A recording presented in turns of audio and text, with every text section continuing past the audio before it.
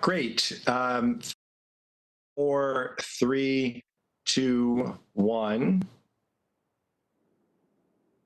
All right.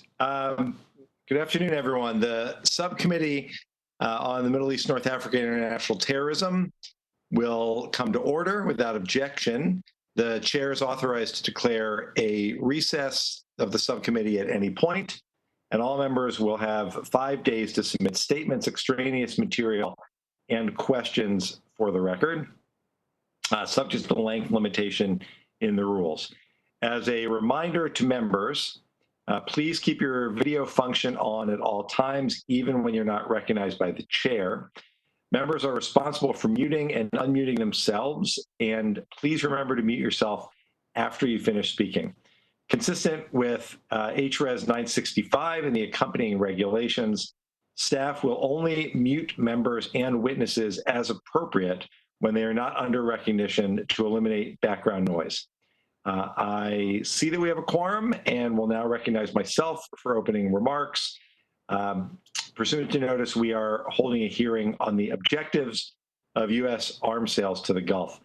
The United States has maintained important strategic interests in the Arabian Gulf since the end of the Second World War.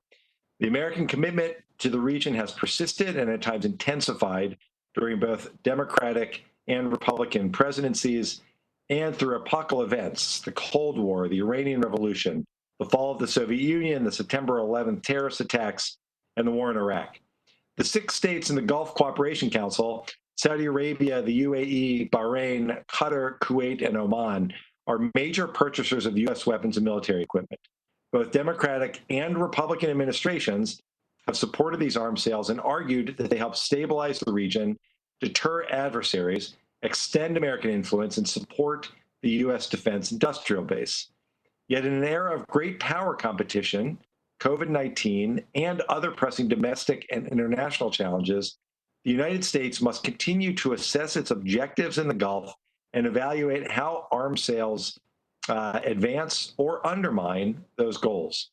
In recent years, arms sales received heightened congressional and public scrutiny as some GCC states used U.S. origin weapons in Yemen, contributing to the deaths of innocent civilians and in other conflicts throughout the Middle East and North Africa.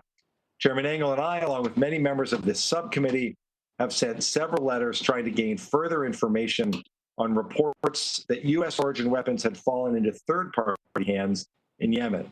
These incidents raise timely questions about how these sales further U.S. interests and if policymakers can take additional steps to ensure American-made equipment isn't used to undermine our goals and tarnish our values. Reports of the misuse or unauthorized transfer of U.S. origin equipment by Gulf states to extremist and separatist groups also call for reconsideration of whether end-use monitoring agreements should be modified or strengthened. We should also ask whether U.S. arms sales can be better connected to the security requirements of our Gulf partners.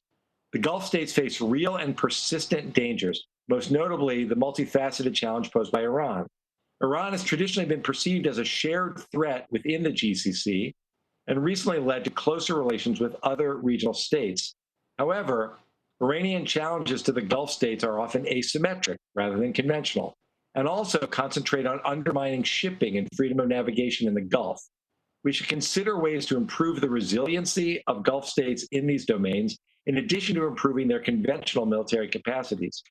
And of course, the Gulf states are more powerful when unified, which is why we should redouble efforts to mitigate and hopefully end disputes among the GCC states.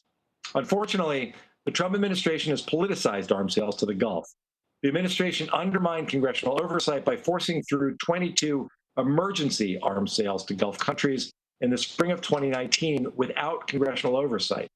This committee sought an explanation for exactly what constituted the emergency declaration, and at a hearing before the full Foreign Affairs Committee, they failed to adequately justify this emergency and have continued to fail to do so since. According to published reports, most senior officials at the State Department and Pentagon opposed the emergency declaration to force these arms sales through. So do members on both sides of the aisle in both the House and Senate, who passed resolutions of disapproval with the leadership of members of this committee which the president vetoed. This episode demonstrates that Congress must consider ways to reinforce and bolster its traditional oversight of U.S. military sales. We cannot allow the creation of an unproven emergency narrative to take away Congress's important role as co-equal branch. The president has sought to burnish his questionable credentials as a businessman by touting deals with the Gulf states that ostensibly create American jobs. While military sales do help the U.S. economy in certain ways, the Trump administration's emergency sales included plans to build manufacturing hubs in the Gulf states, which would threaten American jobs. Mr. Chairman, we're experiencing some audio difficulties on the live stream. If you could please pause for just 1 second, sir, while we try and fix those. Apologies. Okay.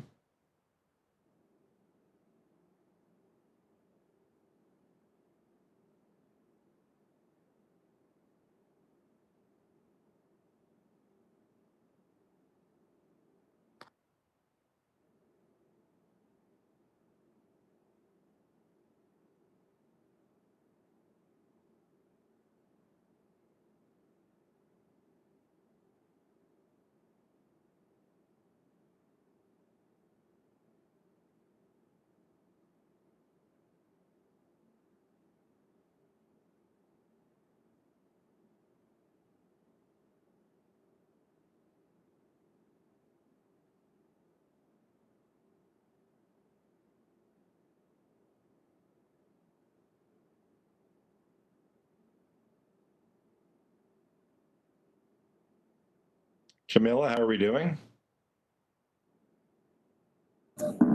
Hi, sir. We're just troubleshooting with the House Recording Studio and with a couple of other websites just to make sure that we can get it onto social media. We were experiencing some technical difficulties with the YouTube link, and we want to make sure that everyone can hear you. Okay.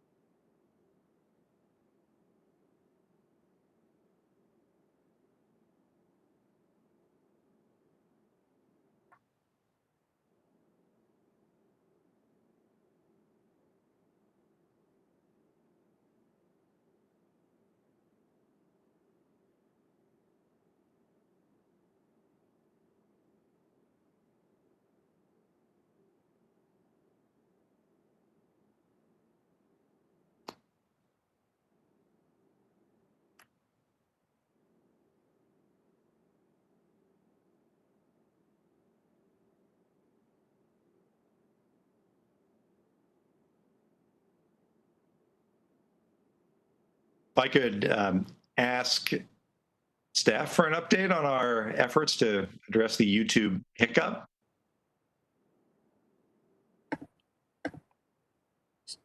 Sure, Mr. Chairman. The House Recording Studio is trying to figure out what's happening with the live stream. Seems like the sound was coming through, but for participants not on the call, they weren't able to hear you or see you for a bit. They said they're still working on it. I apologize for the delay. Okay.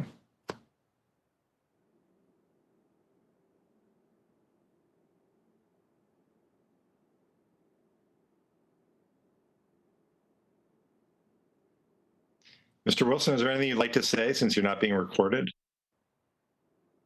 Mr. Chairman, I'm grateful to be with you. I've never seen Jerry Connolly look so good, so this is really impressive.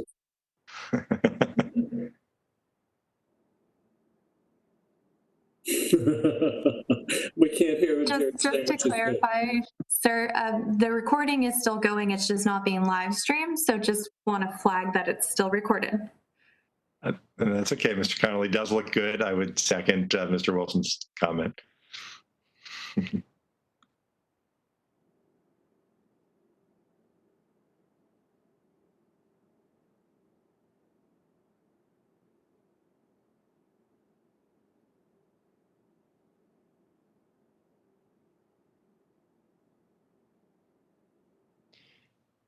Given that that you're still working on this and that we're still recording, why don't we go into a brief recess? I think the members can stay on if that's right, Samantha. But if we could officially recess the subcommittee hearing and then reconvene when this is fixed. Yes, we can. You could call a recess and members could turn off their audio and video if they would like while we wait for reconvening. Okay, then I will do exactly this and exactly that and declare a recess subject to the call of the chair, which call will hopefully come very soon. Thanks, everyone.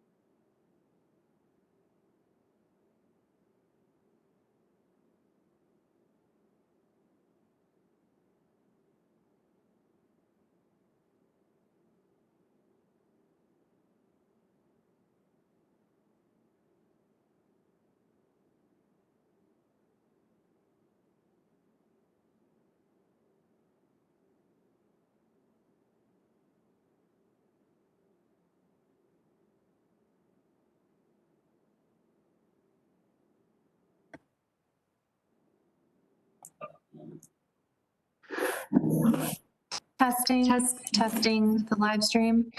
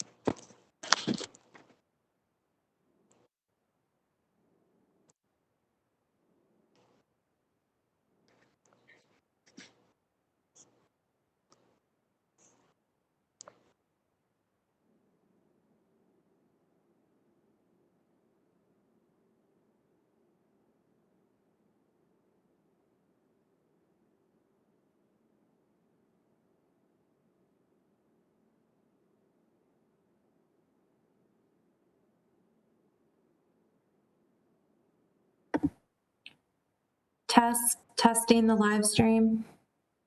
Test 1, 2, 3, test.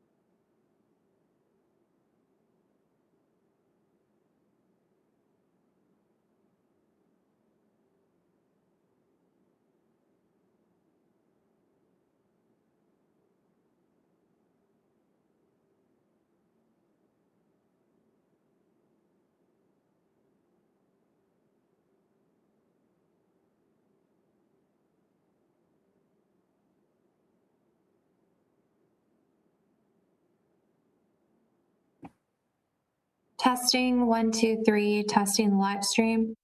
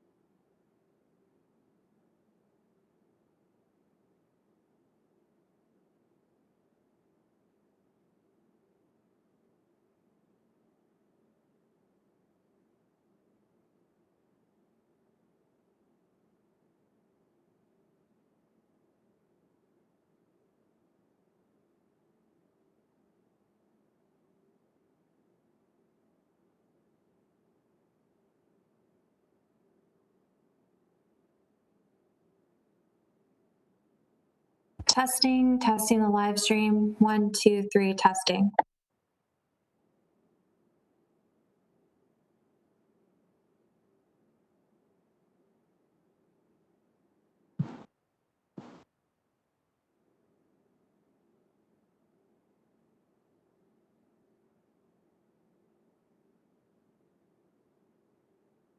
Sorry, brother.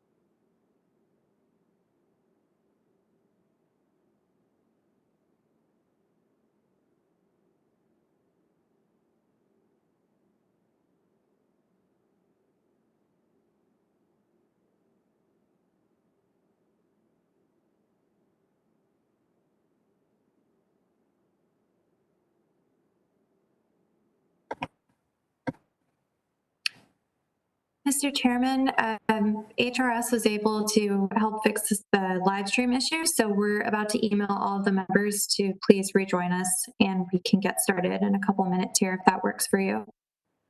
Great. Thank you very much. Thanks.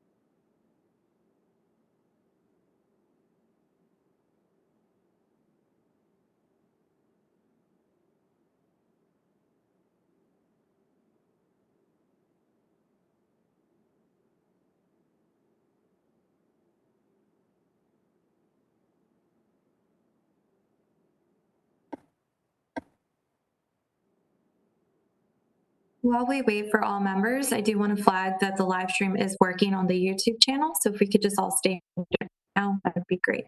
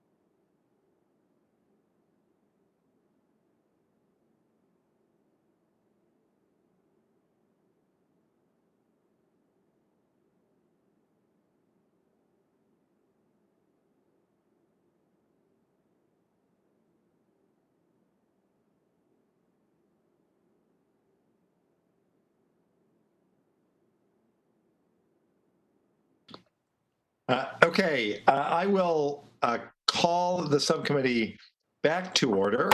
And given the technical difficulties that we had, I will submit my comments, my full comments for the record, and simply make the point as we prepare to delve back into this that the Trump administration undermined congressional oversight by forcing 22 emergency arms sales to Gulf countries, forcing through 22 emergency arms sales to Gulf countries in the spring of 2019. Without congressional oversight, we sought an explanation for exactly what constituted the emergency declaration, and the administration failed both at a Foreign Affairs Committee hearing and since to adequately justify the emergency. The episode demonstrates Congress has to consider ways to reinforce and bolster its traditional oversight of U.S. military sales, so we don't allow the creation of an unproven emergency narrative to take away Congress's important role as a co-equal branch. I hope this hearing will allow subcommittee members to better understand the benefits and challenges of U.S. arms sales to the Gulf, the appropriate U.S. policy for such sales, and how we can work together to fortify and improve congressional oversight. I look forward to the testimony of the witnesses, and I yield to my friend from South Carolina, our ranking member, Joe Wilson, for any opening comments you may have. Thank you, Chairman Deutsch, and I appreciate your leadership, and thank you for calling this important hearing today about our security relationship with our partners in the Persian Gulf. This region the world has always been pivotal in world history, and I believe it's even more important today for the whole world as we see the unprecedented threats from the Iranian regime. On my many visits to the region, I've been impressed by the people that I've met and the allies that we have.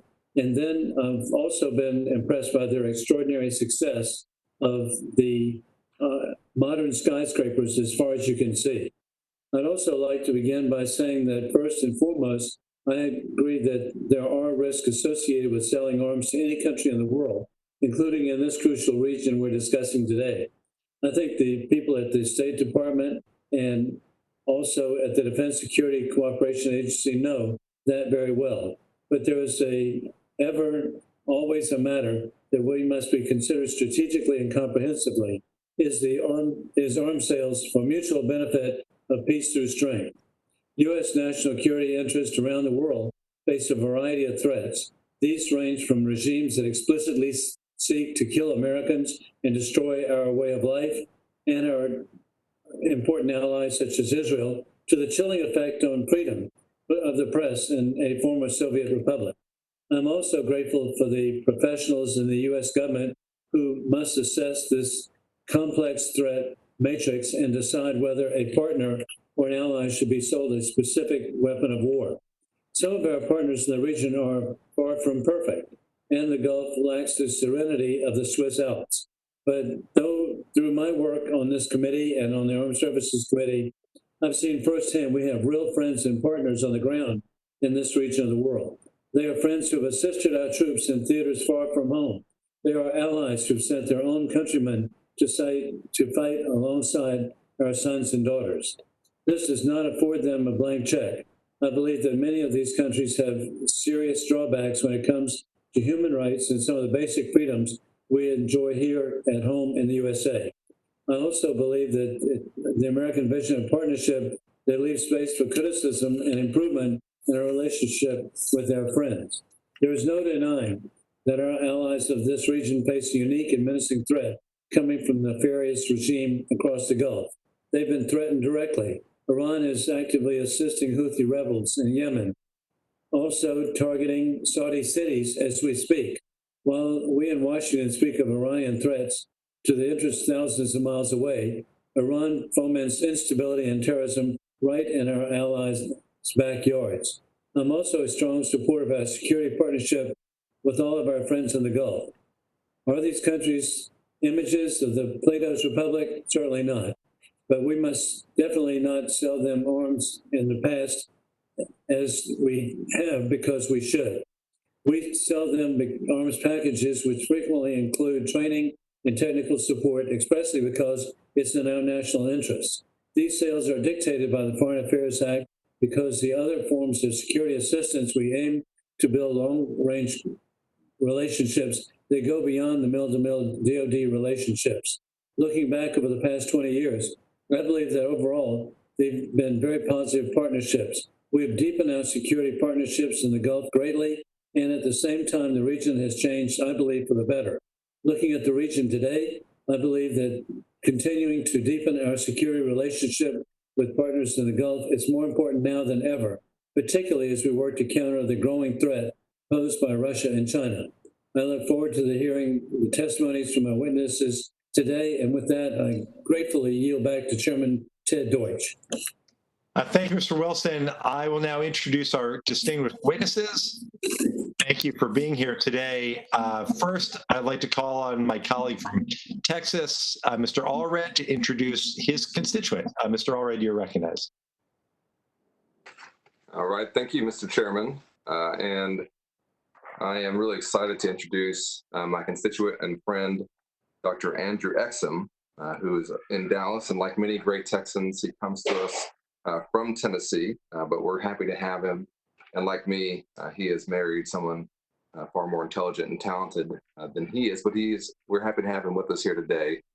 Dr. Exum is a native of Chattanooga, Tennessee. He attended the University of Pennsylvania on an Army ROTC scholarship. He accepted a commission into the infantry upon graduation. He led a platoon of light infantry from the 10th Mountain Division into combat in Afghanistan following the September 11th attacks. He led a platoon of Rangers from the 75th Ranger Regiment as part of the Special Operations Task Force in Iraq and Afghanistan in 2003 and 2004. And after resigning from active duty, Dr. Exum earned a master's degree in Middle Eastern Studies from the American University of Beirut and a PhD in War Studies from King's College, University of London. In addition to Beirut and London, he has lived in and studied in Cairo, Tangier, and Paris. Dr. Exum recently served as a civilian in the Department of Defense on a fellowship from the Council on Foreign Relations from 2012 to 2013. And he was,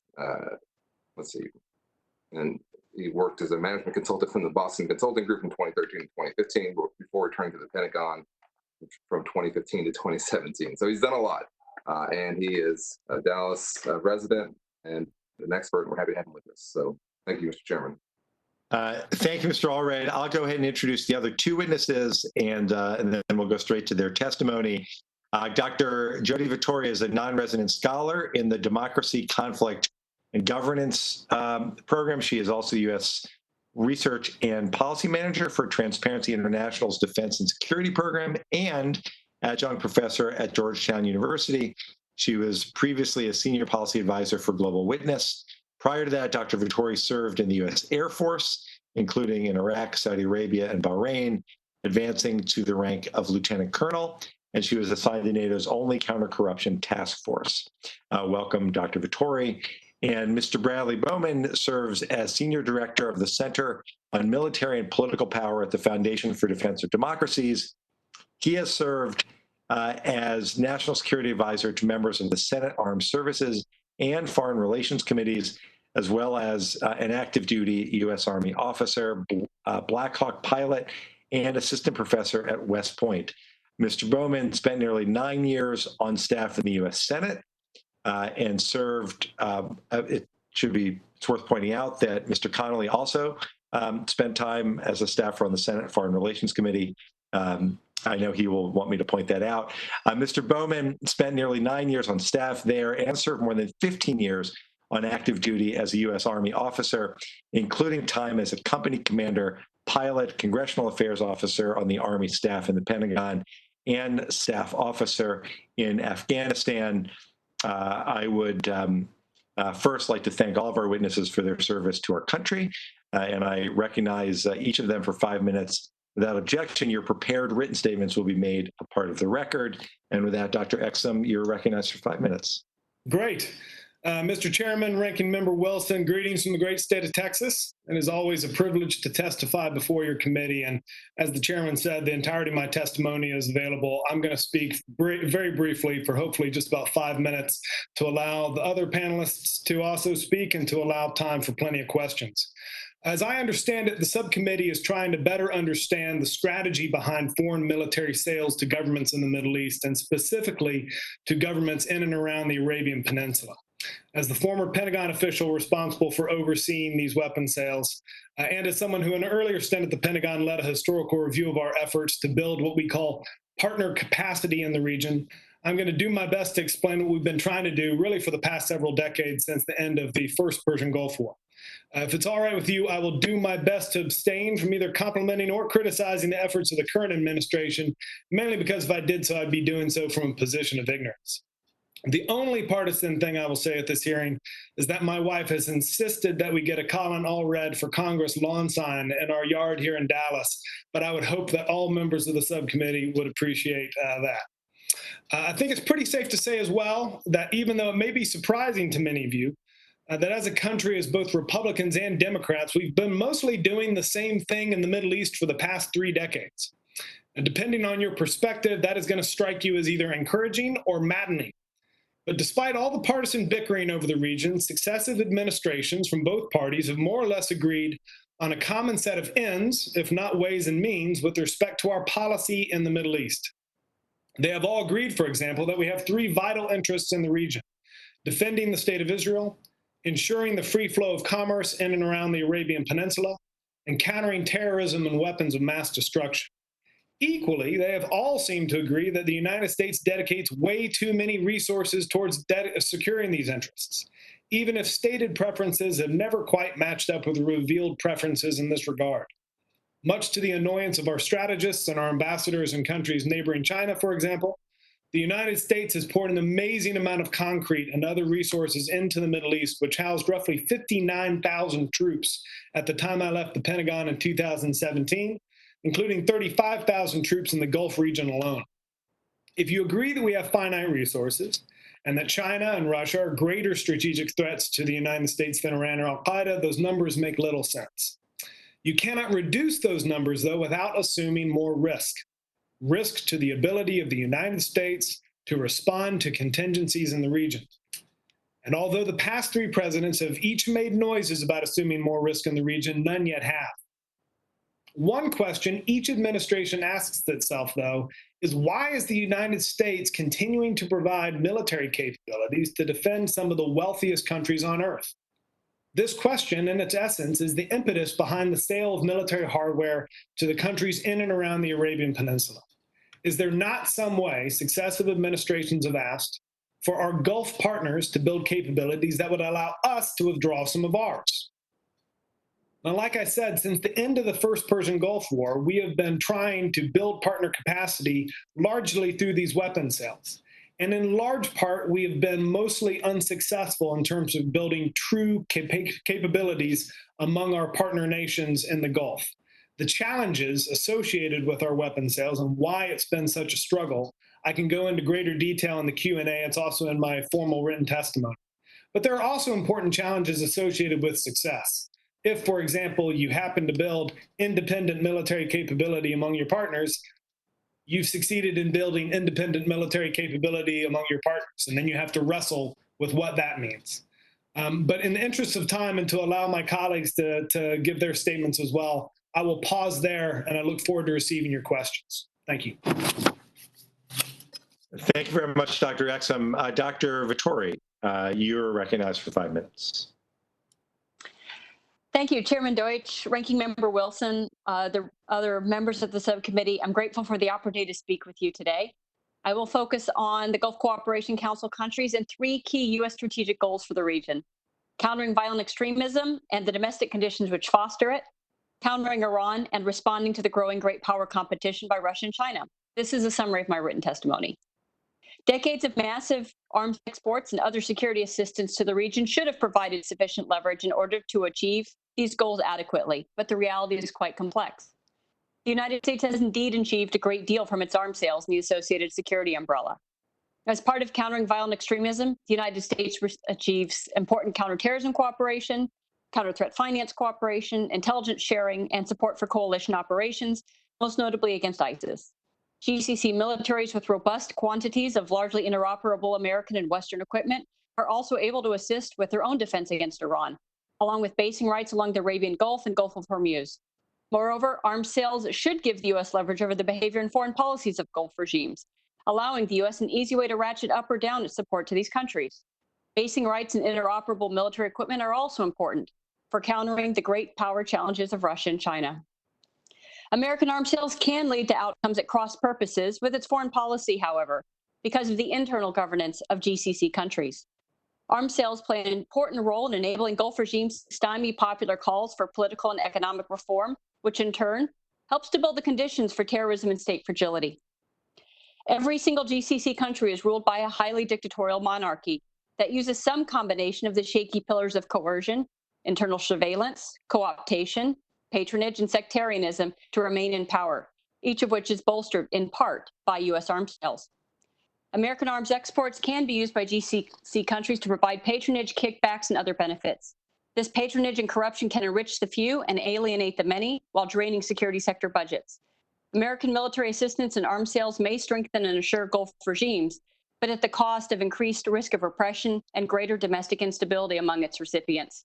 It's no wonder that groups like ISIS have found anti-corruption messages to be a resonant recruitment tool. Arms exports can also at times undermine its efforts to counter Iranian influence. In no place is this more evident than in the war in Yemen. Experts acknowledge that American and Western arms shipments plus maintenance and sustainment contracts to keep equipment serviceable, the Saudi and Emirati coalition could not continue to prosecute the war. American threats to cut off arms sales have not helped make significant progress to end the war, and the emergency declaration further enabled further arms shipments, made such threats even less credible.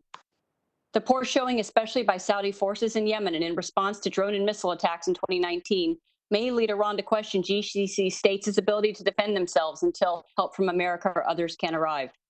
In the process, American arms have often ended up in the hands of America's enemies, further exacerbating both countering violent extremism and anti-Iran efforts. Finally, the role of American arms exports have played in enabling regimes that are susceptible to popular rebellion and cannot defend against external threats such as Iran also opens the door for potential increased influence from China and Russia. GCC regimes may be especially susceptible to many of the more creative forms of foreign policy used by China and Russia, including corruption and other illicit finance tools to undermine regimes from within. Russia's combination of government and state-owned and influenced enterprises, along with private military companies like Wagner, have been effective in helping to prop up the nearby Syrian regime from popular rebellion. GCC regimes in trouble could turn to similar options, for instance. Nonetheless, because these states remain highly reliant on U.S. arms exports, other security assistance, and the U.S. security umbrella for now, the U.S. should use its leverage while it can to encourage reforms to build more resilient and inclusive regimes that are more likely to align their policies with the goals of the United States in the long run. The U.S. should first seek to sharpen its oversight of arms sales. Congress has long recognized that arms exports are different from other export sectors through passage of laws like the Arms Export Control Act and Foreign Assistance Act. Congress should stipulate that the executive branch must assess how arms sales can fuel a broader set of governance concerns. Efforts should continue to push through legislation introduced last year in the House and Senate to provide limits to presidential emergency waivers for arms sales. Congress should also consider strengthening oversight by legislating that larger, otherwise controversial arms sales obtain affirmative congressional approval rather than the current system whereby arms exports are approved unless both houses of Congress can pass veto-proof bills to stop them.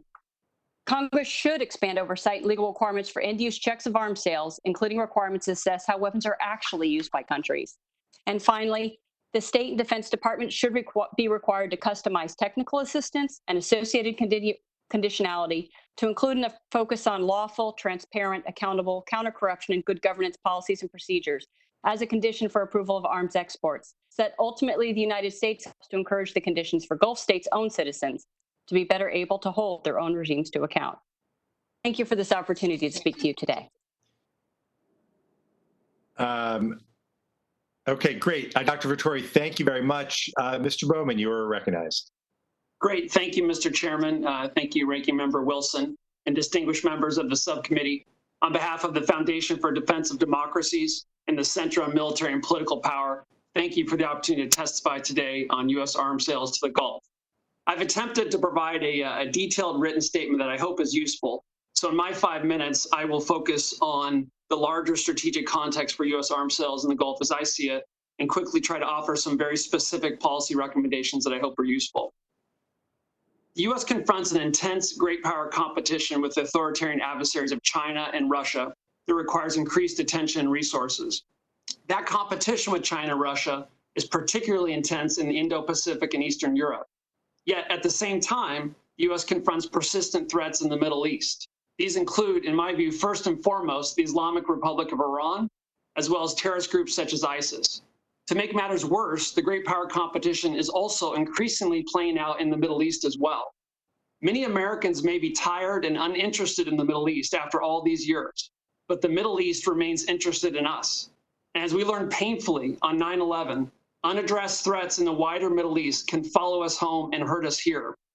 We retain serious national security interests in the Middle East. I agree with Dr. Exum that those core interests include counterterrorism, counterproliferation, the free flow of commerce, and the defense of Israel. Interestingly, almost none of the 11 defense objectives listed in the National Defense Strategy can be accomplished if the U.S. neglects the Middle East. To make matters worse, the international arms embargo on Iran may end this coming October. If that occurs, Tehran will be free to acquire new and advanced military capabilities from Moscow and Beijing. Yet the U.S. lacks sufficient defense resources to prevail in the great power competition and counter continuing threats in the Middle East, while simultaneously conducting an overdue generational military modernization effort. So what is to be done? Part of the answer, and I emphasize part of the answer, lies in building Gulf partner military capacity. This can be a frustrating process, riddled with pitfalls, dilemmas, and challenges, as my fellow witnesses have already said. But as building partner capacity, as hard as it may be, actually represents the best path to reducing the burden on U.S. taxpayers and troops in the Middle East while protecting American interests. And a well-designed, well-implemented, closely monitored, and constantly reassessed arms sales program, accompanied by robust training, represents an essential component of any successful effort to build partner capacity. Yet, for understandable reasons, there has been a heated debate in Washington regarding U.S. arms sales to some Gulf partners, especially Saudi Arabia. We must continue to protect our national security interests while never forsaking our humanitarian principles. We can and should do both. So for the sake of time, with this context in mind, here are 7 policy recommendations Congress may want to consider. First, for reasons I touched on already and I discussed in more detail in my written statement, I encourage Congress to support in a bipartisan manner efforts to extend the arms embargo on Iran. Second, the U.S. working with allies and partners should redouble efforts to interdict Iranian arms shipments to the Houthis in Yemen. Members of Congress may want to seek updates from the administration on current efforts to interdict arms shipments from Iran to Yemen, with a focus on how these efforts can be strengthened and supported. Third, Congress should demand that the administration improve foreign military sales training programs in the Gulf, pressing the administration to refine metrics and demonstrate progress. Congress may want to task GAO, the Comptroller General, to conduct a new study on foreign military sales training. It does us little good if a country has some of the best equipment in the world if they don't know how to maintain and operate it. Fourth, members may want to request briefings from the intelligence community on Chinese and Russian use of bribery related to arms sales, looking for opportunities where possible to deter the practice and expose those involved. Fifth, if Riyadh refuses to end airstrikes against civilian targets in Yemen, Congress may choose to sustain efforts to block the sales of munitions used in these airstrikes. But Congress should think twice, in my view, before blocking weapons sales to Saudi Arabia not associated with the airstrikes in Yemen that may help the Saudis develop capabilities to counter Iran. Sixth, Congress should require the administration to establish a U.S.-Israel Operations Technology Working Group in order to reinforce Israel's qualitative military edge, prevent dangerous capability gaps from emerging, and ensure that American and Israeli warfighters never confront a more technologically advanced foe. Ranking Member Wilson and Representative Houlihan introduced the bipartisan U.S.-Israel Military Capabilities Act of 2020, H.R. 7148, which would do just that. Seventh, and finally, Congress should amend the Arms Export Control Act to provide more information to better assess the merits of any future emergency declaration related to arms sales. Section 1270 in the House's version of the FY 2020 National Defense Authorization Act would have done that.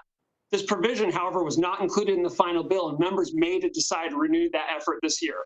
I thank the subcommittee for the opportunity to testify, and I look forward to answering your questions. Thanks a lot. Thank you very much, Mr. Bowman. I appreciate it. And thanks for the testimony of all of the witnesses. I'll now recognize members for 5 minutes each pursuant to House rules. All time yielded is for the purpose of questioning witnesses. Because of the virtual format of this hearing, I'll recognize members by committee seniority, alternating between Democrats and Republicans. If you miss your turn, please let our staff know so that we can circle back to you. And if you seek recognition, please unmute your microphone and address the chair verbally. I will start by recognizing myself for 5 minutes. Dr. Exum, did you ever consider invoking emergency authorities to expedite arms sales? No time do I recall that being part of the discussions in my 2 years at DoD. So, according to media reports, Secretary of State Pompeo disregarded the advice of high-level officials in the State Department and Pentagon and within the intelligence community in pushing through emergency arms sales to Gulf countries in 2019. The reports included a former official who claimed that our conclusion was nobody supports this being an emergency, so we think that the declaration wouldn't have any grounds and we shouldn't do it. But Secretary Pompeo and President Trump seem to have ignored the expert advice and pushed through the emergency sales anyway. I understand that you didn't consider invoking emergency authorities, but I'd just like to understand how the process works.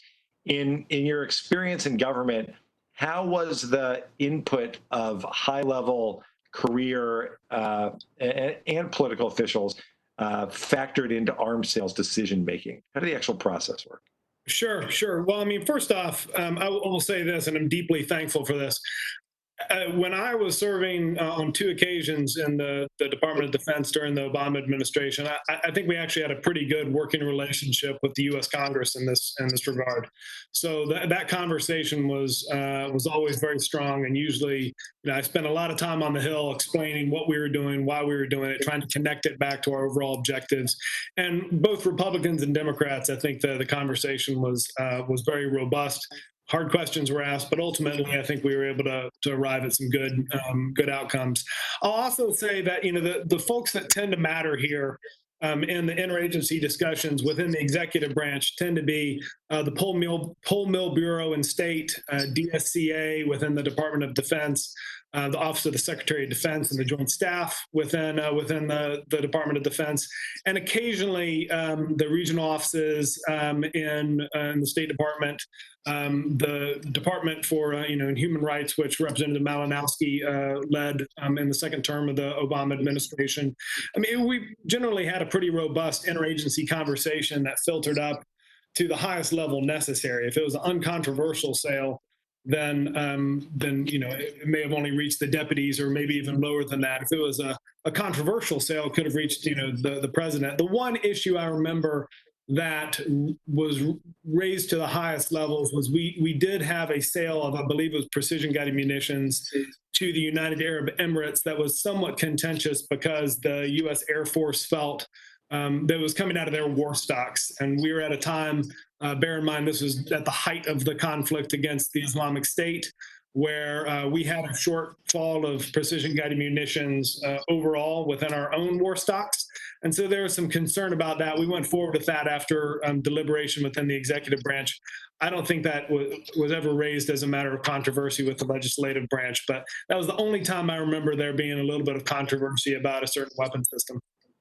And with respect to those deliberations that take place, do you ever participate in a process when the overwhelming advice of career officials was ignored or cast aside?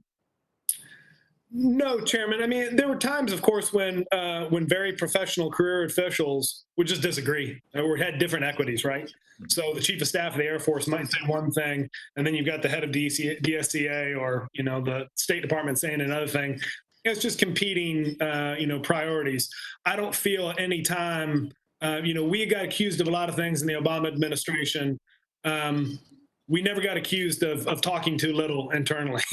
Oftentimes, the criticism was that we were too deliberative, that we had too many meetings, and that we kind of deliberated ad nauseum. I don't think we could ever be accused of operating too hastily by even our critics, Mr. Chairman. I appreciate that. Mr. Bowman, you referenced in one of your 7 proposals Russia and China. How do arms sales factor into great power competition with Russia and China in the Middle East? Great. Thank you, Mr. Chairman, for the question. I think it's an excellent question because I think sometimes when we talk about great power competition, accidentally, there's this belief that great power competition is happening everywhere except the Middle East. We talk about the Indo-Pacific, we talk about EUCOM, and no doubt those are where it is focused with the respective great powers. But it's also increasingly happening in the Middle East, and I think that's an important thing to remember. And you know, if we're concerned about transparency in arms sales, if we're concerned about corruption in arms sales, I would just say that if Russia and China come into the Middle East and replace us, expect transparency to get worse and corruption to get better. If you look at China's Belt and Road Initiative, they habitually relied on opaqueness and bribery in their programs. And Assistant Secretary Cooper has highlighted bribery as a potential concern in Russian and Chinese arms sales generally, and potentially in the Middle East. And so that's why one of my policy recommendations is for members, if they're willing to request a briefing from the intelligence community to learn more about that, to shine the transparency light on it and expose those who are involved. Thank you. Thanks very much. My time has expired. I'll now call on members for questioning, and I will start with Mr. Wilson, our ranking member. Mr. Wilson, you're recognized. Thank you very much, Chairman. And I appreciate each of the witnesses being here today. Each one has been very informative. Mr. Bowman, what are the factors important to the U.S. government to take into account when reviewing arms sales, and are any of these factors outweighing the other? No, thank you, Ranking Member Wilson, for the question. You know, I think the first and foremost consideration has to be U.S. national security interests. And, you know, when we sell arms, it's not an act of charity. We're doing this, as we both have said, because we want our partners to be capable. You know, it's, you know, I'm a Winston Churchill fan. He has the great quote, you know, the only thing worse than fighting with allies is fighting without them. You know, we need friends and allies in this world because, as Dr. Exum and I have both said, the demands for our forces and the forces available, there's a gap.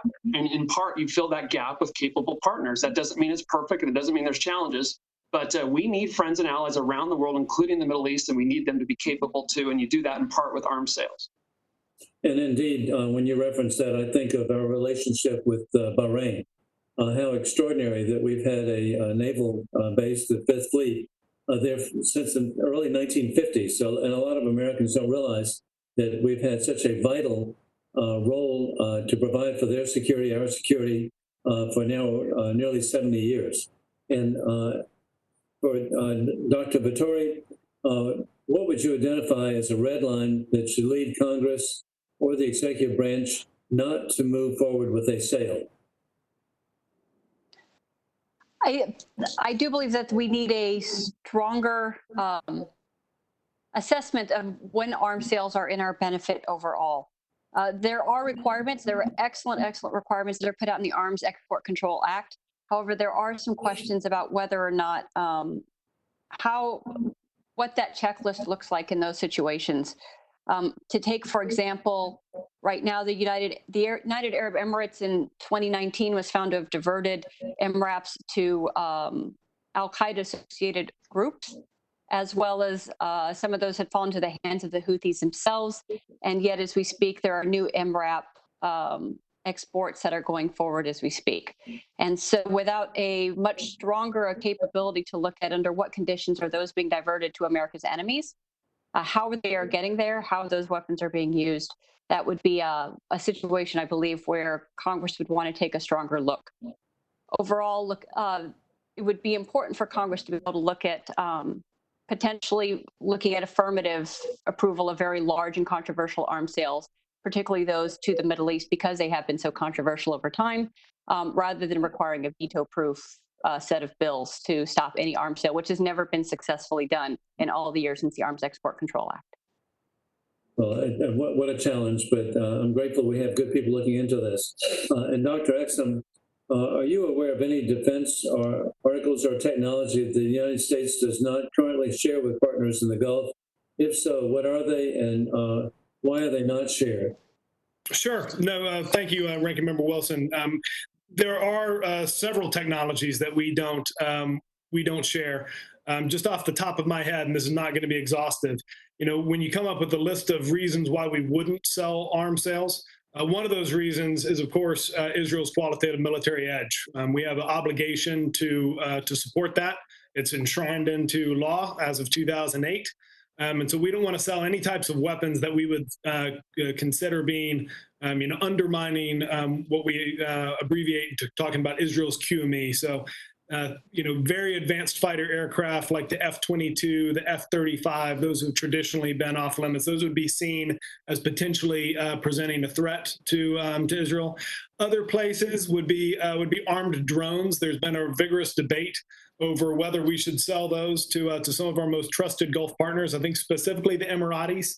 There's been and the Saudis as well. There's been a debate.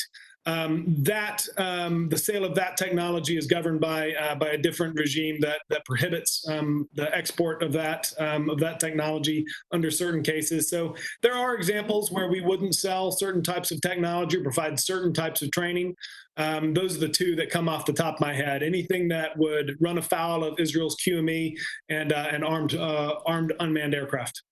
And a final question, Mr. Bowman. What improvements do you recommend for congressional review of arms sales?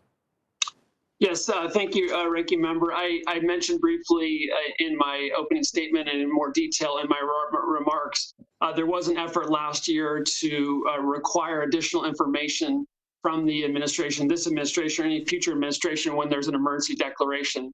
I think that legislative effort was solid in the best traditions of Article 1 oversight over the Article 2 branch. And I'm hopeful that Congress will make another attempt this year to include that in the FY21 National Defense Authorization Act. Great. We will be probably considering that on Monday. Thank you, Mr. Chairman. I now yield back.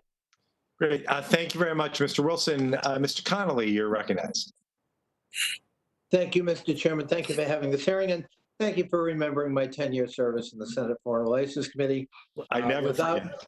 Without our wonderful former colleague, Ileana Ross-Leighton, there's nobody but you who seems to remember or care, so thank you.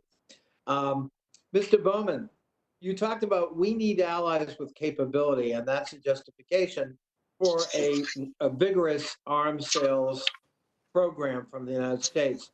Would you agree with the proposition that we also need allies with accountability? Thank you, Congressman.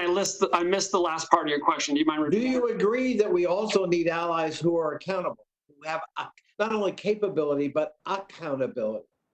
Yes, Congressman, I absolutely would. I mentioned in my written statement that when we transfer arms, it's not only a national security act with economic consequences, it's also a moral act. And when we provide weapons to someone and they misuse those weapons against civilians, our humanitarian principles are threatened. And if they continue to do it in a systematic way, I think action has to be taken. Good. So when an ally whose capability we're trying to buttress in cold blood murders an American resident, my constituent, Jamal Khashoggi, and dismembers his body in their consulate on a third party's territory, and all of the trails of that murderous crime go to the highest level of that government, do you think we have a right to hold them accountable and to perhaps pause or interrupt those arms sales for that capability because that crime is so heinous? Thank you for the question. The murder of Khashoggi, the brutal murder of Khashoggi, was deplorable, and I agree that there should be consequences, and those consequences could include arms sales to some degree. Thank you. I think that's an important point to establish. Mr. Exum, looking at arms sales, the United States overall in the Middle East region sells about 53% of all the arms that are purchased. The Russians about 11%, and the Chinese 2 or 3%. And probably if you took out Syria, those numbers for the U.S. go way up. And if you look at the Gulf, they go up even further. How easy would it be for those purchasers of U.S. arms to either gradually or abruptly change source to the Russians or the Chinese? What kinds of interoperability and training and maintenance and utilization of that equipment would ensue? Well, Congressman, you put your finger on a really tough dilemma that these countries have, is that where we say we're not going to provide, we're not going to sell arms. If you could, of course, in theory, go to the Chinese or to the Russians, but it might be a pretty dramatic shift. I mean, we've seen our partners in the region, I'm thinking of Qatar, for a long time before they bought F-15s. They had trouble operating with us in coalitions because they had French aircraft, to say nothing of Russian or Chinese aircraft. So I think that, Mr. Bowman makes a lot of good points about great power competition within the region. But there's a real cost to these countries if they were to suddenly start buying Chinese or Russian equipment. And the thing I always said to a lot of our partners in the region is that I said, sure, absolutely, you could, I understand you're frustrated that we're not selling you, armed unmanned aircraft. You can absolutely go buy that from the Chinese. But if you buy Chinese unmanned aircraft and have Chinese engineers walking around this airbase, I can guarantee you that you're not going to have those F-16s parked down the runway for very much longer. So I think there's a cost to them, not just in terms of interoperability, but also in terms of just continuing to keep us close, and which is something that all of those countries, for the most, I think it's safe to say all of those countries desire. So I'm not dismissing the concern, but it would be challenging for them if they wanted to keep a close relationship with us. I don't know if you know of it, but the biggest example really is Egypt abruptly cutting off its supply relationship with the Soviets after the 1973 war and turning to us. How easy was that transition for them? Well, actually, Colonel Vittori and I were talking about this earlier this week. We were comparing notes before this. They did do that throughout the Cold War, kind of flip back and forth between suppliers. It was a strategic calculation on their part. Unfortunately, and I say this as someone who's a former Egypt desk officer at the Department of Defense, we've never really had a close working relationship with the Egyptian military that you would expect, given our long history of foreign military financing to the Egyptian military. It's very different than our relationship and indeed our presence in the Gulf and on the bases in the Gulf, and in terms of our working relationship with the Gulf militaries. So it's probably a little bit easier for Egypt in that regard, Congressman. Mr. Chairman, I don't know how much time I have. Do I have time for one more? Unfortunately, Mr. Connolly, your time has expired. Fine. If I had more time, I would have asked about how important the relationship is with Qatar, but unfortunately, I don't have time to ask that question, and they don't have time to answer it. Thank you very much, Mr. Chairman. Thank you, Mr. Connolly. Who would you have asked that question of? Well, I was going to turn maybe to Dr. Vittori, since I hadn't had a chance to put a question to her. Okay. Well, I hope that Dr. Vittori will have that opportunity. Thank you, Mr. Connolly. Before I call on Mr. Shabbat, let me just remind the members that in order for me to call on you, I must be able to see you. So with that in mind, Mr. Shabbat, you're recognized for 5 minutes. Thank you very much. Mr. Bowman, I'll go to you first. Do you believe arms sales in the Middle East should be used to bolster the U.S. security objective of a unified GCC Gulf Cooperation Council and assist in furthering U.S. global goals in the region? And relative to Mr. Connolly's comment about Qatar, I'd be interested to hear your comment about Qatar as well. Great. Thank you, sir, for the question. In my written testimony, I list 9 different ways that I believe the United States ourselves benefits from arms sales. And one of the ones that I mentioned is interoperability. It's a term that we throw around a lot in Washington, and members of this committee will know what that means, but some listeners may not. It's the ability in which our systems can network and operate effectively with those of other countries. And if you read Chris Brose's great new book, The Kill Chain, he highlights how the character, not the nature, Clausewitz would say, but the character of war is changing. And weapon systems are going to need to be able to communicate with each other more effectively in the future, from sensor, processor to shooter. And so when you have a country like India or other countries, going to Dr. Exum's point, which I think has some merit, there's some real disincentives from them buying from different countries, because those systems may not be able to communicate with one another in coming years. But to your question, if we can build, working with our partners there, build GCC unity, and have common filtered systems that can communicate effectively and quickly with one another, that's going to create a stronger deterrent against Iran. You know, we're going to rightly spend a lot of time here criticizing Saudi Arabia. Certainly, there's a lot to criticize. But the number one threat in the Middle East, if you listen to General McKenzie, is the Islamic Republic of Iran. So much, if Iran would stop illicitly sending arms to Yemen, then we could have a diplomatic solution there. Iran is the problem, and if we want GCC partners who can focus on them. So if you cut all arms sales to Saudi Arabia and undercut their ability to see the Iranian threat working with us, to counter the Iranian threat, including in the Gulf, in the Strait of Hormuz, in the Arabian Sea, in the Red Sea, you're not hurting the Saudis. Of course, you're hurting the Saudis, but you're also hurting us, and you're going to invite very much more of the thing you want to avoid, and that is Iranian aggression. Thank you. And I'll go to Dr. Exum and Vittori next, again on Qatar. Since U.S. Central Command began utilizing Al-Udeid Air Base in 2003, there have been multiple rounds of expansion and quality of life improvements at the base for American service personnel and their families.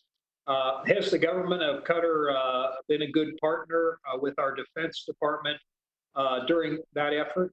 Any comments that you'd like to make there, I'd be interested in.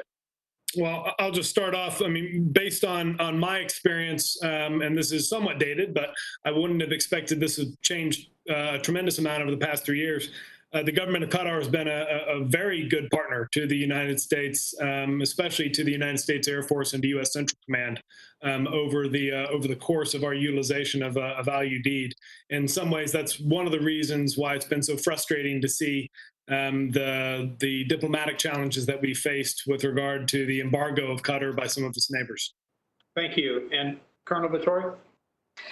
Yes, I think this is a great example of where the United States should be using its leverage on arms sales. Having a fight between two GCC countries initiated by one set of GCC countries against another, particularly one that has one of our most important bases in the region, is highly detrimental to U.S. foreign policy concerns. This would be the very sort of case where I would argue our arms sales should be used to try to tamp down those sorts of issues.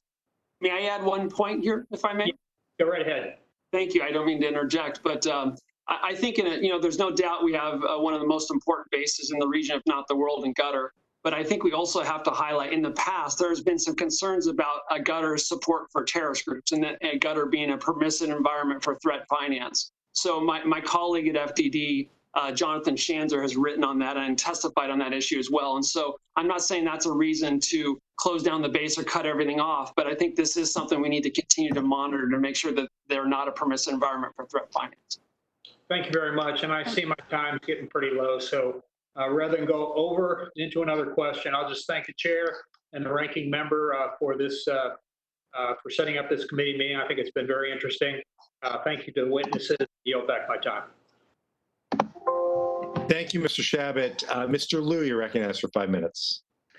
Thank you, Chairman Deutsch and the ranking member for this hearing. I want to talk about the arms sales to Saudi Arabia, especially in regards to Yemen. And let me first thank the witnesses for being here and giving us your time and expertise. As all of you know, the Saudi-led military coalition has killed numerous civilians, nowhere near military targets. I previously served on active duty. I was a JAG, and I had to brief the law of armed conflict. That was one of my duties. These look like war crimes to me. And my first question is to Dr. Exum. Do you believe that the Saudi-led coalition, when they're hitting these civilians with U.S. weapons, is it because they're massively incompetent, or are they trying to hit these civilians? Yeah, unfortunately, I mean, there's no good answer to that one. Unfortunately, it's more the former, Congressman. So we spent quite a bit of time interrogating the Saudi air campaign. I came to the Pentagon for my second time there in May of 2015, after the conflict had already begun. And we spent quite a bit of time looking at, what was taking place in Yemen, why were these civilians being killed? And unfortunately, Congressman, the thing I always go back to is that war is the ultimate arbiter of fighting institutions. And the war in Yemen, which has been a tragedy for the people of Yemen, as well as for the people of southern Saudi Arabia in particular, the war in Yemen has also shown a bright light on, frankly, the competencies of our Gulf partners. And indeed, the efforts of our efforts to build partner capacity in some of these countries. So overwhelmingly, the answer when we looked at individual airstrikes that killed civilians, it was almost always crimes of incompetence, not crimes of malign intent, Congressman. Now, the Obama administration, towards the end, did stop a shipment of precision-guided munitions.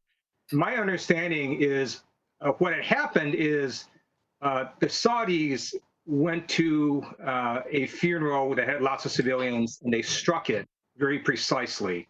And then the jets came around again and struck the same place again, very precisely. So it wasn't that they were trying to hit a moving Houthi truck and miss. They intended to hit the target that they hit. So doesn't that show that they did intend that war crime to happen? Congressman, I don't recall the specifics of the exact incident. We may be talking about the same incident. There was an incident, I believe it was in Sana'a, when a wedding party was struck. And as we looked at what happened, and this just goes to show you, how deeply troubling just the overall effort is. When we conduct an air campaign, as you know, Congressman, we have an air tasking order where we put targets into an air tasking order, more than 72 hours in advance. We carefully vet these targets. And it's very rare that we conduct, any type of dynamic strikes or close air support where we haven't actually looked at the target for an extended period of time. I recall there being one incident, and this may have been, it's unfortunate that there could have been multiple wedding incidents here. I do recall one incident where, I think a senior Saudi prince had heard a rumor that there was a gathering of Houthi officials, and it essentially subverted the Saudi Air Force chain of command and had more or less called in an airstrike. Congressman, unfortunately, I think that really shows you, frankly, how far the Saudis have to go in terms of building independent military capability. And as a result, a lot of Yemeni civilians have tragically lost their lives. So most of the crimes we looked at were crimes of incompetence, though.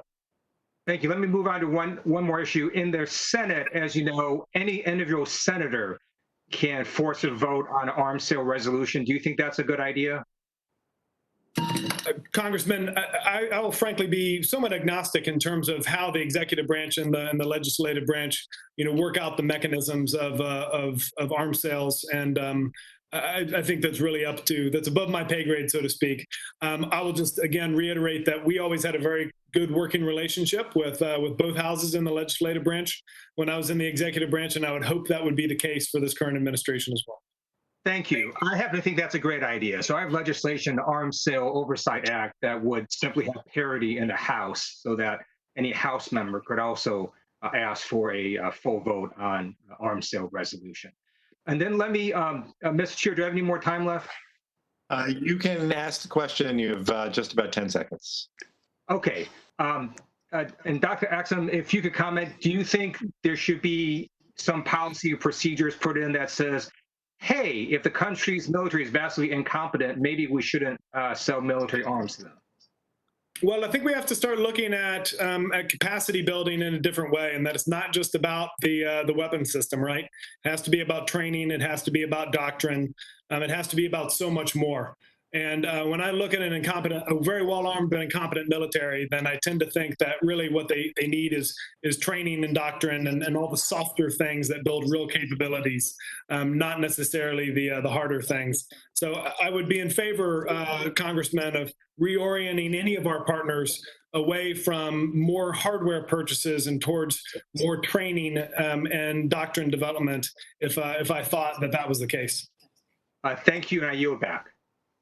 Thank you, Mr. Liu. Mr. Zeldin, you're recognized for 5 minutes.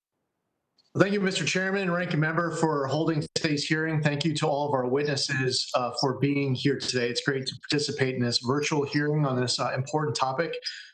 First and foremost, let me state clearly, the U.S. forces are not engaged in hostilities between the Saudi-led coalition and Houthi forces. The U.S. is not engaged in direct live-fire exchanges in this conflict.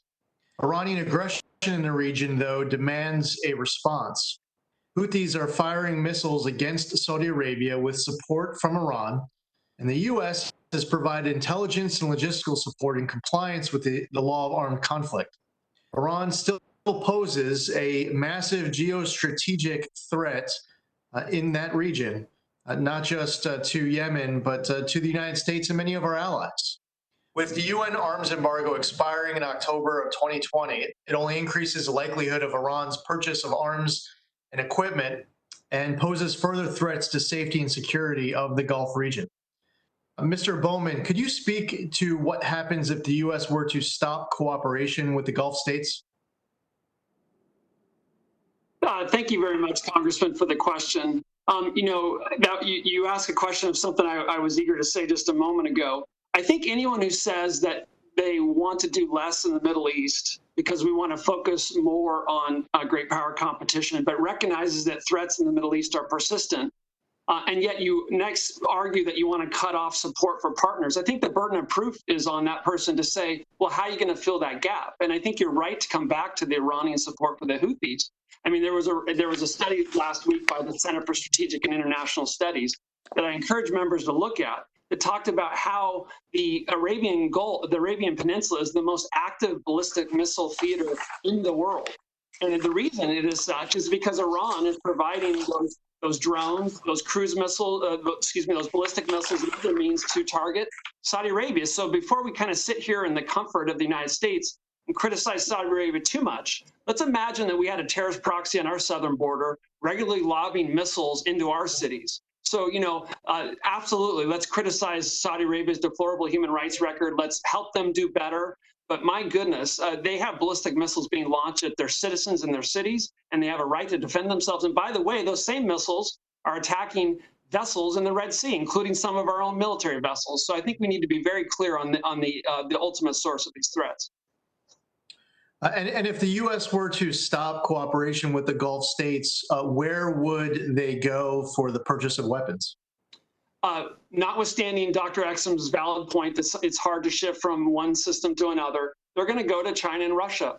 They're going to go to China and Russia because whether we like it or not, and I don't like it, China and Russia's weapons, generally speaking, particularly China's, are getting better. So they're going to increasingly be an alternative to ours. Ours are still the best, but there will be an alternative. Again, like I said earlier, if you're concerned about transparency and you're concerned about corruption, just wait till you have more Chinese and Russian arms sales in the Middle East, and then you'll have a real problem. Now, foreign military sales come with training packages to ensure they are used with adherence to international law and to minimize civilian casualties. Could you discuss why arms sales fall under the purview of the State Department? I can. Thank you for the question. I think this is a point that sometimes people miss. The reason the Department of State, and Dr. Exum, I'm sure, has a good view on this as well, is because they're ultimately a tool of foreign policy. I mean, it is arguably one of our most tangible and significant tools of foreign policy. And so when you're employing a tool, right, we think ends and means, what are we trying to achieve? And that's why I talked about our core national security interests in the Middle East. And like I said, the core threat to most of our national security interests in the Middle East is Iran. And if you undermine our partners who are trying to counter Iran, you're going to make Americans less safe. My last question is for Lieutenant Colonel Vittori. First, thank you for your service to our nation. I wanted to bring your attention to a recent Wall Street Journal article that quotes Iran's Mehr news agency stating that Qatar is being forced to pay Iran over $133 million annually in overflight fees due to the air blockade, forcing Qatar-originated flights to have to fly their planes through Iranian airspace. How can the U.S. push forward diplomatic efforts in the region to stop this type of funding from going to one of the largest state sponsors of terrorism in the region? Thank you, Congressman. I appreciate the question. This does speak to some of the issues when it comes to Qatar and the fact that we do have an intra-GCC fight and where the pressure needs to be put back on Saudi Arabia and others to not force Qatar to have to be able to move, to force it to fly over Iranian airspace. And I do just want to note when it comes to terrorism finance, that while Qatar has had significant issues in terrorism finance, the Financial Action Task Force, for example, has just noted significant problems in the United Arab Emirates in April. And a previous Financial Action Task Force has also been an issue as well with Saudi Arabia when it comes to the weaknesses of their systems to terrorism finance. This goes back to the importance of using U.S. leverage for all of U.S. foreign policy goals. not just focusing on one country or another, but the whole region, how we use all of our pillars of power, arms sales being a very important part of that because we do send so much over and they do purchase so much from us. To really sit down and make sure that these regimes and their governance structures are acting on behalf of the US's best interest. I think you've made a great point that Saudi Arabia and UAE and the other members who have ganged up on Qatar for issues that they have similar issues with, such as terrorism finance, is not good for US foreign policy overall. It is enabling Qatar to have to fly over Iran more often, for example. Thank you, Chairman. My time's expired. Thank you, Mr. Zeldin. Mr. Allred, you're recognized for 5 minutes. Well, thank you, Mr. Chairman. Thank you for holding this important hearing, and to our witnesses, thank you all for being here. I want to begin with Dr. Exum and Dr. Vittori and just ask what message you think it sent to the Saudis and Mr. Bowman as well, to the Saudis and to the GCC countries that our congressional veto of these arms sales that we've been discussing was overridden and ignored. Well, I'll start, and then I'd love to hear Colonel Vittori's take on this. I think from the Saudi perspective, look, from the very beginning, they have really prioritized a close working relationship with the Trump administration. I think the Trump administration has prioritized a very close working relationship with, in particular, Mohammed bin Salman, the Saudi crown prince. Again, I said I wasn't going to judge and wasn't going to criticize or compliment this administration because I'm not privy to the decision-making that went into that. I think I can see some strategic rationale for doing so. If you think that Mohammed bin Salman is going to be the next, might be the next king and could be the next king for the next 50 years, for example, you might want to have a good relationship with him. So I think I can understand where the administration's coming from. I think from the Saudi perspective, and look, this is something that I've, frankly, a concern that I've shared with a lot of Saudis. I don't know what their strategy is for engaging with the United States after the Trump administration. So I kind of understood where this administration was going with respect to the Saudis.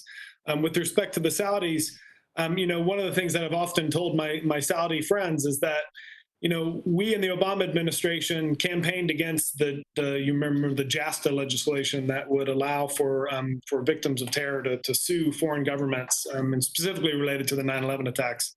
We lost that vote 98-2 in the Senate, which suggests that the Saudis have an issue, a bipartisan issue, going forward. So I think that probably the immediate thing they took, Congressman, is that they needed to have a close working relationship with the Trump administration. I wonder how they're thinking about a potential Biden administration, for example, or another administration, Republican or Democrat, that would succeed a second Trump administration. And I just simply don't know, Congressman. Lieutenant Colonel. Yes, thank you, Congressman. As someone who works in civil society to encourage good oversight of defense and security, sales, exports, and so forth as part of Transparency International, the United States in many ways, and the congressional oversight in particular, has been considered a gold standard that many countries aspire to have available to them, that Congress can potentially veto arms sales and provide that check on the executive branch. So when I talk with civil society, I think there's a real disappointment in the fact that these emergency arms sales were allowed to go through. It leads them to question somewhat the gold standard that these arms sales would be. And I think there's a hope that with that highlighted at this point, that Congress will take action to reaffirm their Article 1 role in providing a check and balance on the executive branch. Mr. Bowman, briefly, do you have anything to add? Or? Sure. Congress has a means to disapprove arms sales via a resolution of disapproval, as you rightly point out, that they can and have been vetoed. My response, which may be a little unsatisfying, is that puts the burden on members to convince their colleagues to assemble the votes necessary to overcome a veto. And that's kind of the system that our founders designed. So, I think those that are pursuing maximalist positions on both sides need to kind of see the merit that is in both and try to make the best case they can so that there would be a vote if that's necessary to overcome, a veto. Yeah, well, thank you. if arms sales are an extension of our foreign policy, if we're going to use it both to influence positive actions and to potentially punish negative actions, it makes it much more difficult if there's no tool that we have to step in and say this particular arms sale should not go through. And especially when it's a bipartisan, bicameral effort, I think it undermines the role of democracy around the world. I think it empowers the forces within these administrations that want to go ahead and do some of these things. And so I think it did harm us. And I think it goes against the underlying goal that we have here. I'm not against arms sales. And I want to see us reduce our footprint. And I want to commend Dr. Exum's testimony and to my colleagues and just say that, the issue we face here is one of risk calculation. And how much risk are we willing to take?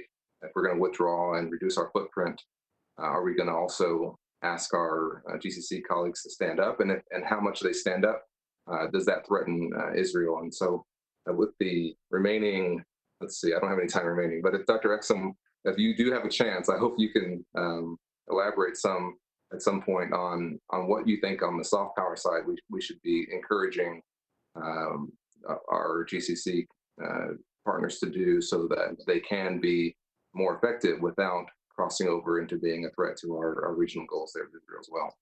So thank you, Mr. Chairman, for the indulgence. Of course, thank you, Mr. Allred, and I hope Dr. Exum will have an opportunity to speak to that. I see that that Mr. Watkins is on, but since I don't see him yet, while he works that issue out, I'm going to go to Mr. Malinowski for 5 minutes. You're recognized. Thank you, Mr. Chairman. I want to start with you, Dr. Exum, and refer to a point that you made in your testimony. Essentially, you said that a lot of the weapons that we're selling to the Saudis are essentially prestige weapons, F-16s, tanks, weapons that they like to display on military parades, weapons they think are kind of cool, but not necessarily the weapons that you might want them to have and use to defend themselves against real threats, like, say, a minesweeper or an air defense system. Is that a fair statement of your views? I didn't specifically call out the Saudis, but I think it's been a problem throughout the region, frankly, where there's been a lot of accumulation of high-performance aircraft and a lot of fighter aircraft in particular. But when you actually look at the capabilities that we would assess that they would need and that would be most useful to us in terms of complementing our capabilities in the region, they haven't always matched up. Now, the one place I think actually with integrated air and missile defenses, that has been a place where you have seen some investment, but we haven't seen the investment in naval forces, for example, to help escort ships through the Straits of Hormuz, or through minesweepers to demine the Straits of Hormuz were a contingency to take place. So right. It is fair to say that. So, and you spoke earlier about the problem of incompetent use of the weapons that they have in Yemen. So let me ask you this question: if there were to be a real military confrontation with Iran in the Gulf, a confrontation that we judged threatened vital U.S. interests, would we ask the Saudis to do something with those weapons? Would we trust the Saudis to do something with those weapons? Or would we take care of that situation ourselves? Well, Congressman, and I've written this before, things could have changed in the past 3 years. We could have completely rethought the way in which we estimate our regional militaries. I don't think that's the case. I would be very surprised if that were the case. I think it's more likely that if we were to get into some sort of contingency against Iran, Congressman, I think we'd mostly ask our partners to stay out of the way, frankly. Right. Doesn't that fatally undermine the case for an emergency sale of weapons to the Saudis to deal with a contingency from Iran? I'd want to know a little bit more from the Secretary of State, perhaps, in terms of what his rationale was for for emergency sale. I've not been privy to the administration arguments. But I do think it's accurate to say, or I'd be very surprised if it was inaccurate to say that we would not expect many of our regional partners to do much in an actual contingency, and that the precision guided munitions that we've sold them to include, as well as a lot of the high performance aircraft, would mostly be unused in the event of a hot war between a U.S.-led coalition and Iran in the vicinity of the Gulf region. Right, and so you'd agree that the desire for prestige does not constitute an emergency. I think we're talking about precision-guided munitions, Representative Malinowski, and I think the Saudis have used, unfortunately, in cases, precision-guided munitions, whereas not to defend themselves against an attack from Iran. It depends on how you would look at the Houthis. I mean, the bigger challenge that I have, Representative Malinowski, is really, it's not precision. They're only precision-guided if you use them in a certain way. And, one of the challenges that we saw over Yemen, for example, is that if you drop precision-guided munitions from too high altitude or too low in altitude, or you're not, employing all the weapon systems in the correct way, then they just become another dumb bomb. And that's something that we've seen as well. So speaking of PGMs, we've got another sale now of PGMs that has been proposed. I think another $478 million worth of paveways on top of the emergency sale. Mr. Bowman, if I can go back to what I heard you saying, it seems to me that you would agree that we should be making a distinction between offensive weapons like the PGMs and weapons that could clearly be needed and used by the Saudis to defend themselves against, say, ballistic missile attacks. I mean, you can't use paveways to stop an incoming ballistic missile. So that's a distinction you're comfortable making. Is that right? Thank you for the question. Generally speaking, I am comfortable with that. Today's defensive weapon, in some cases, can be tomorrow's offensive weapon. Take a tank. But generally speaking, I accept the premise that when we're looking at this and we're trying to do it in a thoughtful way, you'd want to make a differentiation between a PGM and a air and missile defense system. Okay. And then just maybe finally to you, Colonel Vittori, I mean, why do you think we're seeing another rushed PGM sale to the Saudis? My understanding is the Saudis don't even tell us how many of these they have. We don't have a clear sense of their inventory. Do you think that one of the factors may be an expectation by the Saudis that a new administration would put a freeze on these kinds of sales and they're just stocking up for a long winter? I do think that that's a reasonable assessment, Mr. Congressman, that they don't know for how long they'll be able to purchase these weapons. There are real questions about it being used for defensive purposes. And there's also obviously a real question of how they've used them in the past.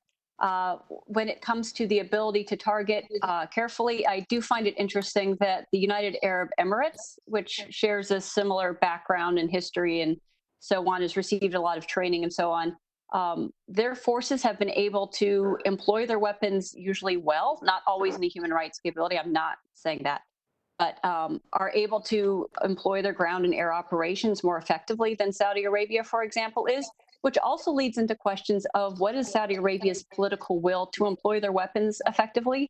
What is their political will to build their ground forces, to build their navy, and so forth? I think when you compare the capabilities of different forces throughout the region, these are really questions that Congress should be asking when we look at the lack of capability of many GCC countries and how they've employed the decades and decades of U.S. arms sales and training and so forth over the years. Thank you so much. And I think I'm out of time, so we'll yield back.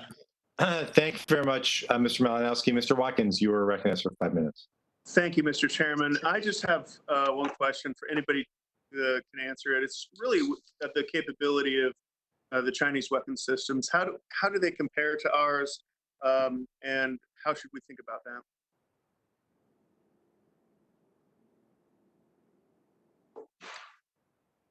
That question can go to anybody's. Yeah, hey, this is Andrew Exum. I will just say that I'm sure our intelligence community would have a good view on that. I'm not sure that any of us at the moment, and maybe Brad or Jody might disagree, but would not be able to do a side-by-side comparison based on the information that I have available to me. I don't know if my other colleagues, but certainly if you ask the Defense Intelligence Agency, I'm sure they'd be able to provide a pretty reliable side-by-side comparison. Understood. Thanks. All right. Subject to anybody else taking a stab, Mr. Chairman, that's all I've got. Thank you. All right, thank you very much, Mr. Watkins. Mr. Chairman? Yes. Sorry, may I respond to something that Mr. Malinowski brought up if that's appropriate? You may, Mr. Bowman. Let's go on to our next member, and then we'll come back and give you that opportunity. The committee's vice chair, Mr. Trone, is recognized. Thank you, Mr. Chairman. I appreciate you and Leader Wilson holding this hearing. To follow up on what Mr. Malinowski was talking about, in the GCC, Saudi Arabia is 68% of the foreign military sales by agreements, but actually 77% by value. Dr. Vittori, should we be concerned that such a large concentration of the U.S. foreign military sales with one country? And is there any way that this can backfire on us?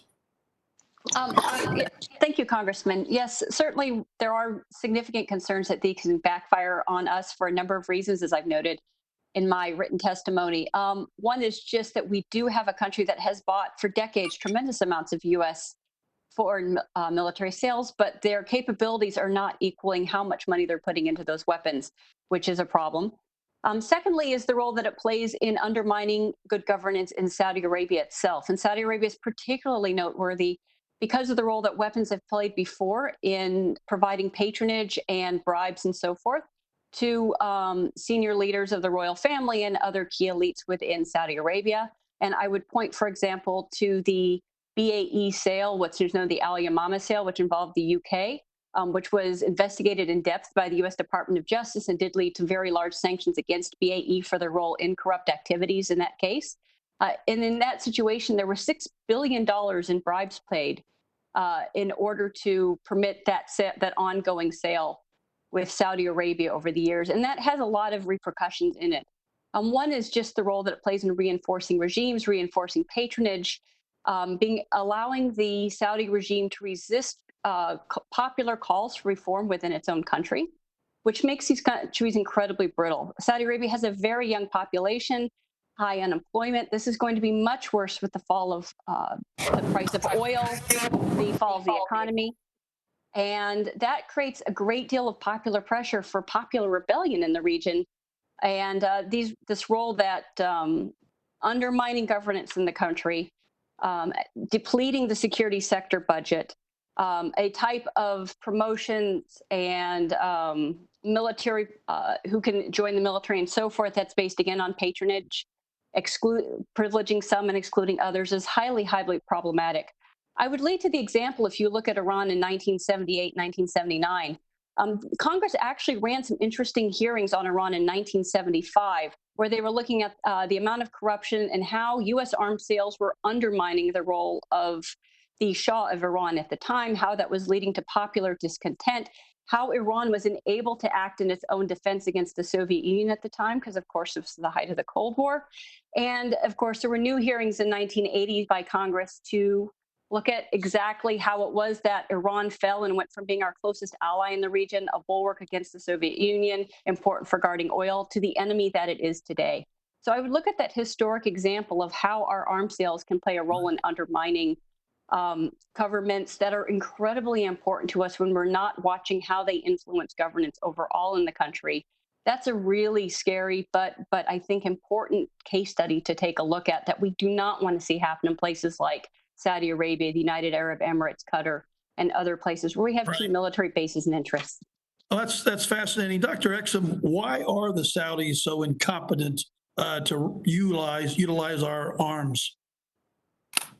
Well, look, I think there are a couple things factor into that. I mean, first off, driving change within military organizations is incredibly difficult. And I don't think that the Saudi forces have really been tested over the past past 30 years in the way they've been tested over the past 4 or 5 years in Yemen. So I would hope that the conflict in Yemen is driving change within those organizations, and that they are taking things like training, taking things like how they select their officers a little more seriously, and also taking what capabilities they actually need. I think again, we've talked about it before. Colonel Vittori talked about this. That contrast between the UAE and the Saudis is really instructive and interesting. Because in the UAE, and I talk about this a little bit in my written testimony, you've had a leader in the Crown Prince, Mohammed bin Zayed, who has had a vision for what he wants his military to look like and has held his own leaders accountable for realizing that vision, and has been very deliberate in terms of the way he has constructed that military. And they have some real capabilities in special operations forces and their air forces. And we work with the Emiratis, and our troops respect them. I can't say the same for the Saudis. I think they've clearly underinvested in not only their special operations forces, but their ground forces overall. And I say this as a former infantry officer who spent 5 months training in the deserts of Kuwait right after 9/11 before going to Afghanistan. Look, doing light infantry training in the desert is hard. It's not fun. I am someone who loves working out and loves shooting guns. And even for me, it's not fun, doing this type of training in the hot desert, right? So it's just a lot of hard, very what I call in my testimony, unsexy work. It's not it's not like flying a fancy aircraft, and so it remains to be seen whether the Saudis invest in those capabilities going forward. Okay, well, that was great. Thank you. My time, I'm afraid, has run out. I yield back. Thank you very much, Mr. Trone. Mr. Sherman, you're recognized for 5 minutes. You might need to unmute, Fred. Hello, can I be heard? Yes, indeed. Yes, thank you. I think we've covered just how ridiculous this declaration of an emergency is. We had a hearing before the full committee back in June in which that was made clear, and I think the administration made it clear at that hearing that the real enemy was Congress, and that any way you could avoid Congress and neutralize its power was considered some sort of success. Never has there been an administration more in need of good inspector generals or an administration who's worked harder to defeat them. I want to focus, though, on Saudi Arabia's desire for nuclear weapons. They tell us they want the same deal as Iran got. Of course, Iran got sanctions, and Saudi Arabia doesn't want that, but they do want centrifuges, a nuclear program, and they hint nuclear weapons. I would commend to my colleagues the Saudi Nuclear Non-Proliferation Act of 2019, still looking for co-sponsors, but we did get good language in the National Defense Authorization Act to say that we should not have an agreement with Saudi Arabia on nuclear cooperation. It does not include the additional protocol. A couple of things as to why we shouldn't want Saudi Arabia to have nuclear weapons. First, if you cannot trust a country with a bone saw, you probably shouldn't trust them with nuclear weapons. And second, I know there's some support, at least perhaps on the other side of the aisle, for MDS. But keep in mind that whatever weapon systems go to Saudi are there in case MBS is overthrown, perhaps by his own Wahhabi clerics. Everything we sent to the Shah in 1978 was in the hands of the Ayatollahs in 1979.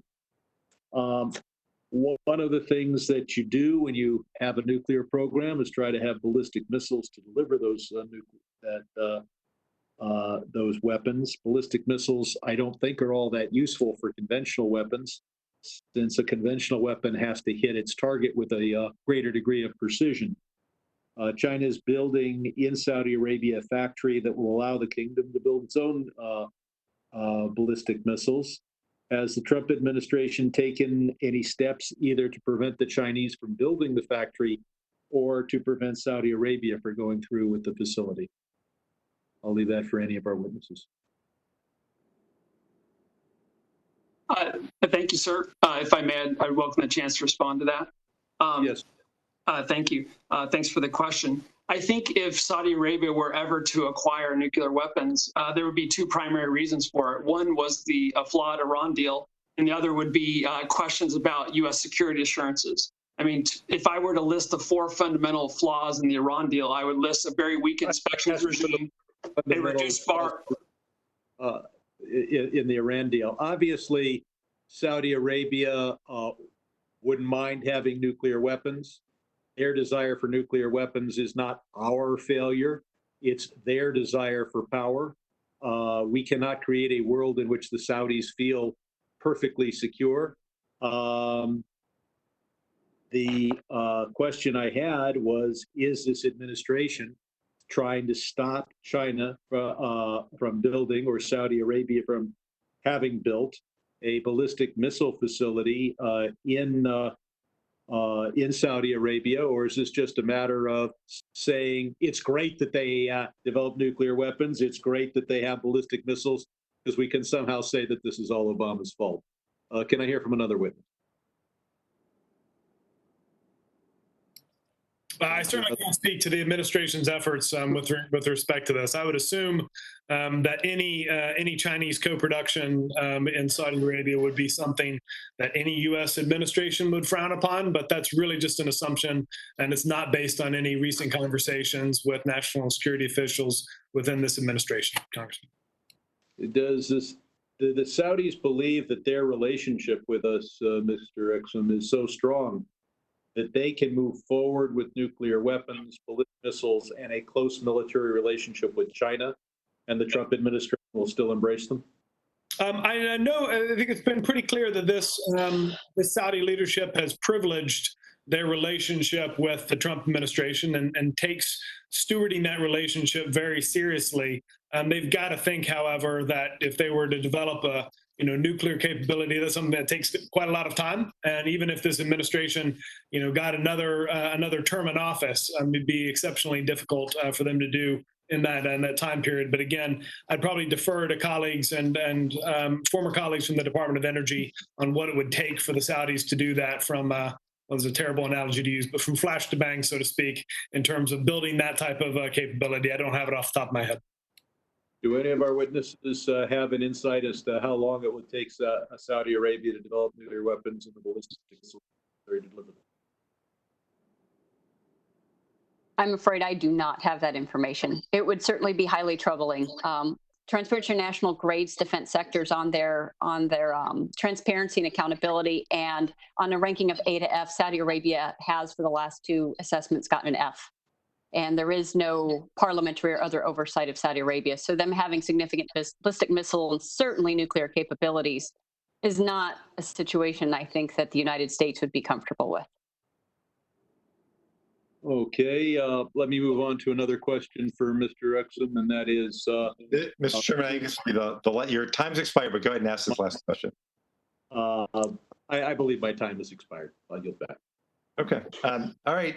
Thank you. I thank you very much. Thanks to all the witnesses for participating. Thank you for your important and timely insight.